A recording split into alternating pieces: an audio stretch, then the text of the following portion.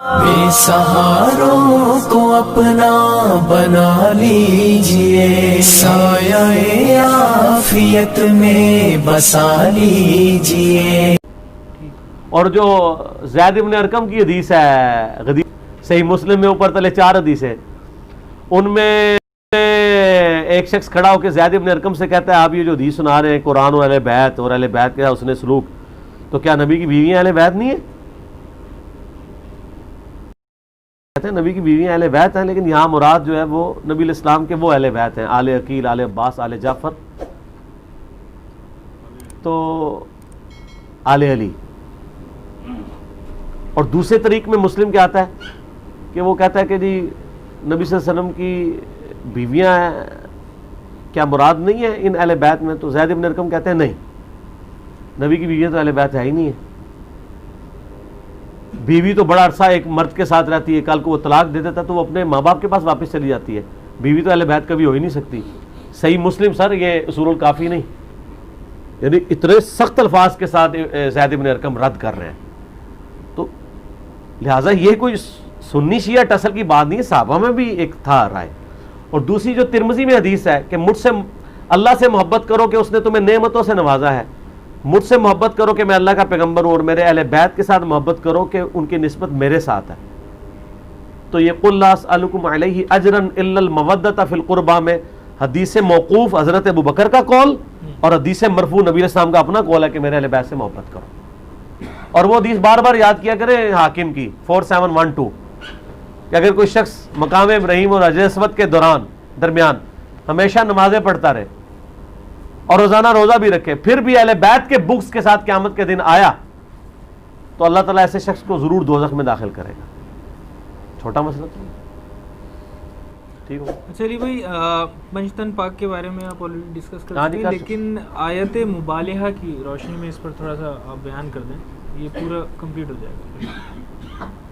آیت مباہلہ دیکھیں جو سورہ ال عمران کی آیت نمبر 61 نازل ہوئی تھی نا، نجران کے عیسائیوں کے ساتھ نبی صلی اللہ علیہ وآلہ وسلم کی ڈیبیٹ چلی، الٹیمیٹلی جب ان پہ دلیل تمام کر دی تو پھر نبی صلی اللہ علیہ وآلہ وسلم کو اللہ نے حکم دیا کہ ان کو کہو کہ یہ خود بھی آ جائیں اور اپنے بچوں کو بھی لے آئیں، اپنی عورتوں کو بھی لے آئیں، تم بھی لے آؤ، اور پھر کھلے میدان میں لعنت بھیجیں کہ جو جھوٹا ہے اس پہ اللہ کی لعنت۔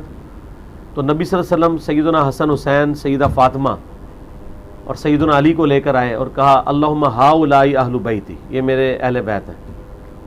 تو اب وہ بڑا موقع تھا کہ نبی علیہ السلام اپنی بیویوں کو بھی لے کے آ سکتے تھے، کئی بیویاں زندہ بھی تھیں، سیدہ عائشہ تھیں اور سیدہ حفصہ تھیں، سیدہ ام سلمہ تھیں، لیکن نبی صلی اللہ علیہ وسلم ان کو نہیں لے کے آئے۔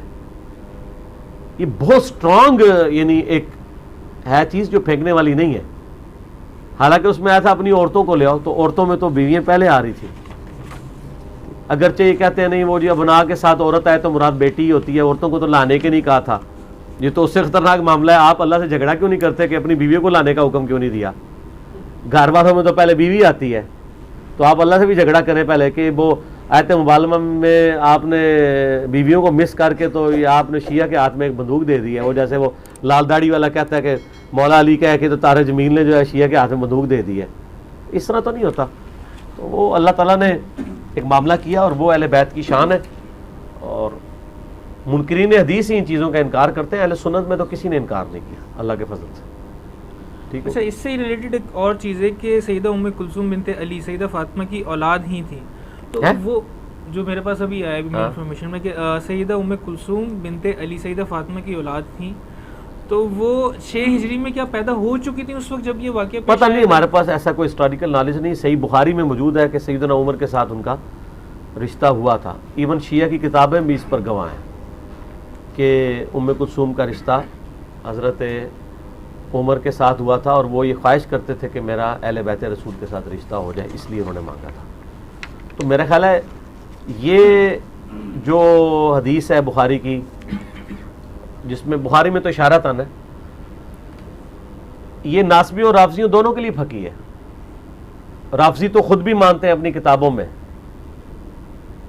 جو شیعہ غالی شیعہ ہیں، لیکن وہ کہتے ہیں کہ یہ بس یہ زبردستی ہو گیا معاملہ، اور پھر مولا علی پہ جھوٹ باندھ رہے ہیں۔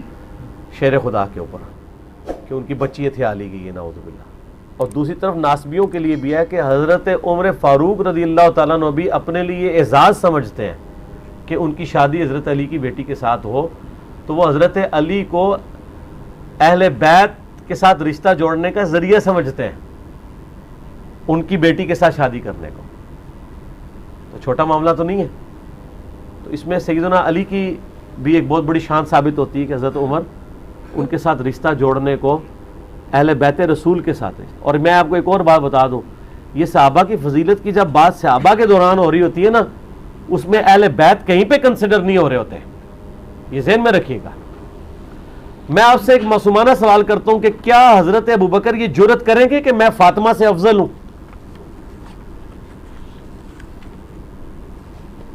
وہ تو جب فتح کا مسئلہ ہوا ہے, سیدہ فاطمہ آئی ہیں, تو حضرت ابوبکر نے کیا کہا کہ میں نبی کی بیٹی کو اپنے گھر والوں سے بڑھ کے عزیز سمجھتا ہوں, کیونکہ ان کو پتا تھا کہ نبی علیہ السلام کی بخاری مسلم میں جو حدیث ہے کہ فاطمہ میرے جگر کا ٹکڑا ہے, جس نے فاطمہ کو تکلیف دی اس نے مجھے تکلیف دی. لہٰذا احادیث میں جب صحابہ کرام کے فضائل ڈسکس ہو رہے ہوں تو صحابہ کے فضائل کو اہل بیت کے فضائل سے کبھی کمپیئر نہیں کرنا چاہیے, وہ ایکسکلوڈ ہوتے ہیں. اگر صحیح بخاری میں آتا ہے نا کہ عبداللہ بن عمر کہتے ہیں ہم حضور کے زمانے میں صحابہ میں اس ترتیب سے فضیلت کرتے تھے کہ ابو بکر, عمر اور عثمان, اس کے بعد کوئی نہیں, تو یہ نہ سمجھیے گا کہ حضرت علی کو اس لائن میں ڈالے ہوئے, وہ نہیں. اہل بیت کا تو ڈسکشن ہی ڈیفرنٹ ہوتی تھی, وہ تو کسی کھاتے میں ہوتے ہی نہیں تھے. آپ اس سے اندازہ لگائیں, میں ناسبیوں کو کہتا ہوں کہ نبی علیہ السلام کی بیویوں نے کیوں نہیں غسل دیا نبی صلی اللہ علیہ وآلہ وسلم کو؟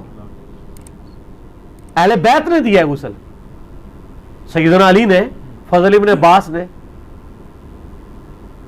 اہل بیت کا سٹیٹس ہوتا ہی کچھ اور تھا. یہ تو اب لادہ ہو گیا کہ سنی اگر فضائل اہل بیت کانفرنس تو کرا ہی نہیں سکتے, وہ لکھا ہوتا ہے فضائل صحابہ و اہل بیت کانفرنس, اور اس میں اہل بیت کے کئی فضائل نہیں بیان ہوتے ہیں, صحابہ کے فضائل بیان ہوتے ہیں اور دورہ ہوتا ہے. وہ نام کئی فضائل اہل بیت کانفرنس ہوتی ہے, فضائل اہل بیت کانفرنس, فضائل اہل بیت اس طریقے سے بیان ہو رہے ہو. آپ دیکھیں کہ آپ کو کتنے واقعات ملیں گے. حضرت عمر حضرت حسن و حسین کو جو پروٹوکول دیتے تھے وہ اپنے بچوں کو نہیں دیتے تھے. وہ کبھی یہ بھی نہیں جرأت کریں گے کہ وہ یہ کہہ دیں کہ ہم حسن و حسین سے افضل ہیں, اگرچہ ہم مانتے ہیں, لیکن وہ یہ خود کبھی بات نہیں کریں گے.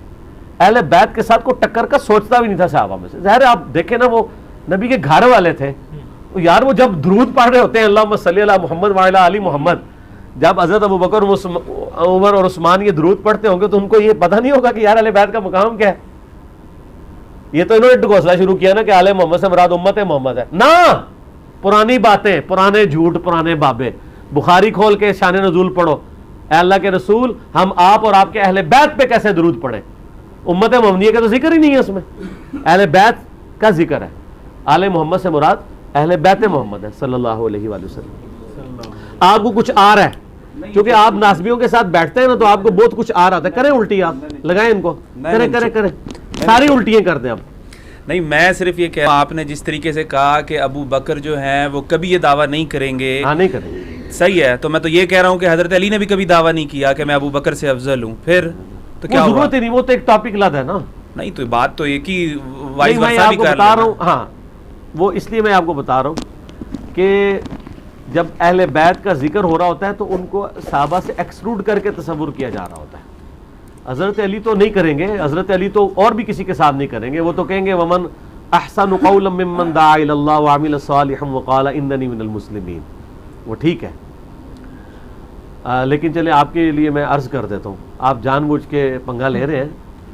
تو بخاری مسلم میں جو حدیث ہے کہ 6 مہینے حضرت علی نے بیعت نہیں کی تھی حضرت ابوبکر کی, ٹھیک ہے. پھر حضرت فاطمہ کی وفات ہو گئی. بخاری مسلم کے الفاظ ہیں, حضرت علی نے پیغام بھجوایا حضرت ابوبکر کے لیے کہ آپ مجھے آ کے ملیں گھر آ کے. تو حضرت ابوبکر خود, حضرت علی خود چلے جاتے ہیں نا ان کے گھر. آپ ذرا اس کی انٹینسٹی کو غور کریں. کیا پنجاب کا وزیر اعلیٰ یہ کہے گا کہ پرائم منسٹر مجھے گھر آ کے ملو؟ تم جرت ہے اس کی یہ کہہ دے؟ اس جرت کے پیچھے کیا چھپا ہوا ہے؟ ہائے ہائے ہائے لے جاؤ آج. یہ جرت کے پیچھے کیا چھپا ہوا ہے کہ مجھے آگے ملو، اور ملنے والا بھی آ رہا ہے وہ کہ میں خلیفہ ہوں، پوری امت نے مجھے بیعت کی ہے، مجھے بلا رہا ہے اپنے گھر میں. ان کی عاجزی اپنی جگہ ہے، لیکن حضرت علی کا جو ایکٹ ہے یہ کیا شو کر رہا ہے؟ ان کو پتا تھا اہل بیت کا سٹیٹس کیا ہے، اور بھائی سد سکتے ہیں، انہوں نے گھر دین نازل ہوا ہے. ابو بکر نے دین قبول کیتا ہے نا، علی دے تے گھر دین آیا ہے، اور ساتھ کہا کہ کسی کو ساتھ لے کے نہیں آنا. اور حضرت عائشہ کے الفاظ ہیں بخاری مسلم میں کہ وہ عمر کے جانے کو ناپسند کرتے تھے حضرت علی. کیوں؟ ان کو پتا تھا کہ حضرت عمر شارٹ ٹیمپر ہے اور حضرت بکر دھیمے مزاج کے ہیں، این ممکن ہے کہ کوئی وہ ایسی بات کرے اور معاملہ خراب ہو جائے. تو بخاری مسلم کے الفاظ ہیں کہ حضرت بکر آئے اور حضرت علی نے ان کو کہا کہ اے ابو بکر، جو اللہ نے آپ کو ہم پہ فضیلت دی ہے اس امر خلافت میں، ہم آپ سے کوئی حسد نہیں کرتے کہ آپ کو امت نے چن لیا، لیکن کیا اہل بیت رسول ہونے کے ناطے یہ ہمارا حق نہیں تھا کہ آپ بھی ہمیں بھی اس میں شامل کرتے اس مشورے میں؟ اس بات پہ حضرت ابو بکر صدیق رو پڑے. کیوں روئے؟ ہونا تو چاہیے تھا کہ جس طرح آج ناسبی کھڑے ہو کے تو بڑے بڑے جواب دے رہے ہیں، تو حضرت بکر بھی ایک جواب گاڑ کے بتا دیتے کہ یار علی تجھے نہیں پتا یار کتنی مصیبت تھی، وہ سعد ابن عبادہ نے اپنا وہ لادہ ایک مسئلہ کھول لیا تھا، یہ تھا وہ تھا. ان کو پتا تھا کہ جو کچھ بھی تھا یہ کچھ نہیں ہونا چاہیے تھا جو سقیفہ بنی ساعدہ میں ہوا ہے.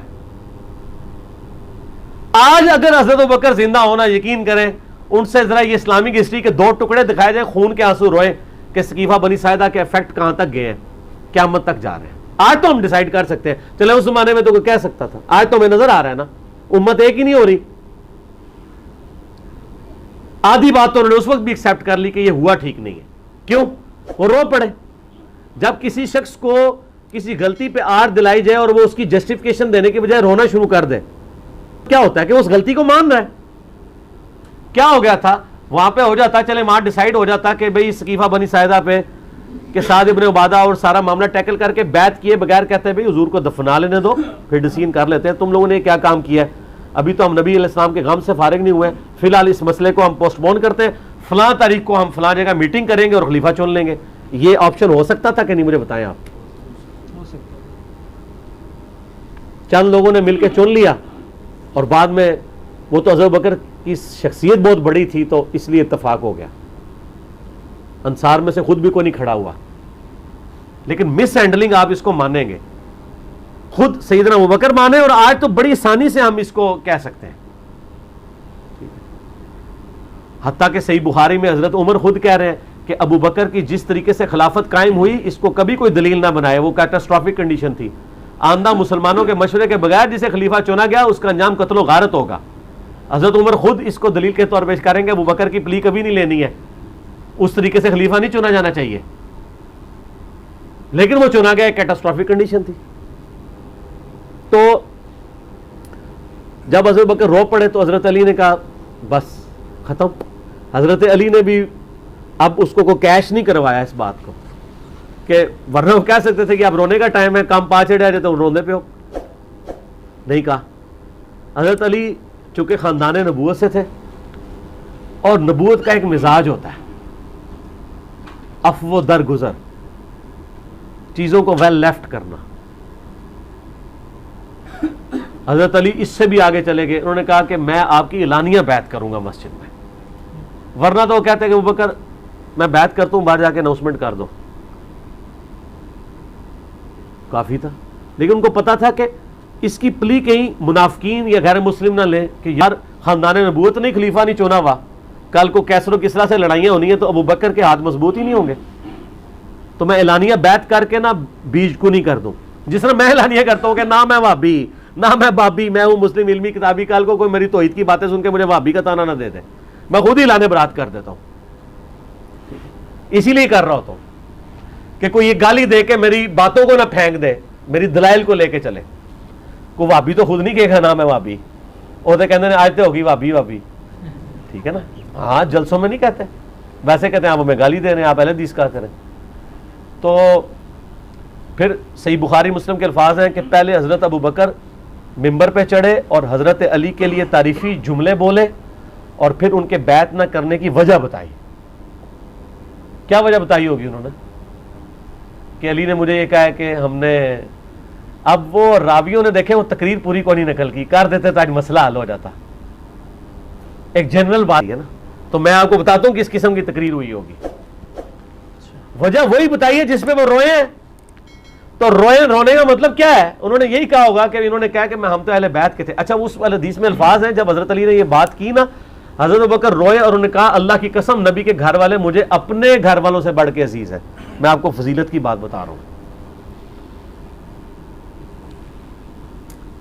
اور اس کے بعد حضرت علی ممبر پہ چڑھے زور کی نماز کے بعد, حضرت ابوبکر کے فضائل بیان کیے اور اپنی بیعت کی اناؤنسمنٹ کی. اور پھر مسلمان خوش ہو گئے حضرت علی سے بھی, جو پہلے نالاں تھے. کیوں نالاں تھے؟ اس لیے کہ وہ یہ سمجھتے تھے کہ حضرت علی اگر اس معاملے میں پیچھے ہٹ جاتے ہیں تو حکومت کمزور ہو جائے گی. لیکن افسوس کی بات ہے جب علی کی باری آئی ہے, عبداللہ بن عمر نیوٹرل ہو گئے, سعد ابن ابی وقاص نیوٹرل ہو گئے. اس وقت حضرت علی کا تو ساتھ ان لوگوں نے نہیں دیا, ورنہ تو اس وقت صفین کا فتنہ دبا دیا جاتا نا, تو پھر ایک لانگ ٹائم تک کے لیے خلافت راشدہ چلتی رہتی. ٹھیک ہو گیا؟ بولو نہ چھیڑیا کرو, نہ چھیڑیا کرو. اچھا ابو بکر ان کیمرہ گلا پھر میں آن کیمرہ کر دینا. اچھا اس میں ایک